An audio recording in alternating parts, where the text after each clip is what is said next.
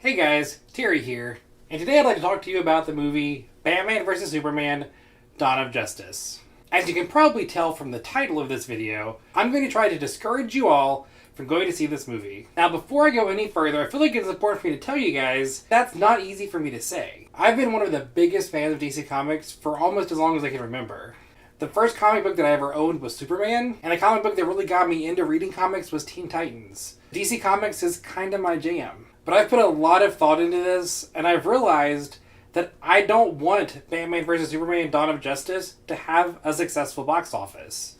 And for the first time ever, I'm strongly considering not seeing a superhero movie in the theater. And it has everything to do with the way that they're presenting these heroes to us. Zack Snyder, the director of Batman vs. Superman, has gone on record many times saying that he has a very specific tone in mind for this movie. And that tone, as evidenced by Man of Steel, is a very, very grim, dark, broody, muted colors. I saw this recently in an article where Zack Snyder addressed why Grant Gustin, the TV's Flash, shouldn't be in the DC Cinematic Universe. Now, I'll go on record to say that I also don't think that Grant Gustin should be in the DC Cinematic Universe, but it has nothing to do with the reasons that Zack Snyder stated. He specifically said that the tone of Grant Gustin's Flash is so different from the tone he has in mind for the entire DC Cinematic Universe, and it wouldn't fit his vision for it. For me personally, this sounds insane. I don't understand how he can dictate a tone for every character within the DC Universe. Obviously, there's going to be comparisons between the Marvel Cinematic Universe and this new DC Cinematic Universe. Marvel has shifted the tone of their movies time and time again, and I personally believe that's why they've been so successful. I mean, look at a movie like The Incredible Hulk.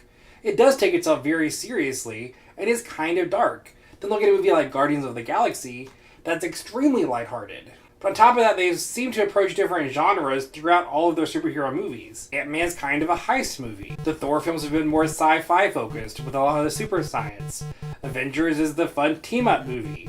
That's why we don't get tired of superhero films. Because while they're all superhero films, they provide a different experience for us. We don't feel like we're watching the same movie over and over and over again. However, with a film like Zack Snyder's Batman vs. Superman, I have a feeling I'm going to feel like it's very reminiscent of Man of Steel. And the fact that he feels like there has to be a specific tone for all of these films implies that they're all going to feel like the same thing over and over and over again. And personally, as a comic book fan, I'm tired of it. That brings me back to don't see this movie in the theater. I feel like if more people like me feel the same way, we have to do something about it. We can't allow this director to hijack all these characters that we've loved for so long. And the best way to do that is to hurt their box office numbers.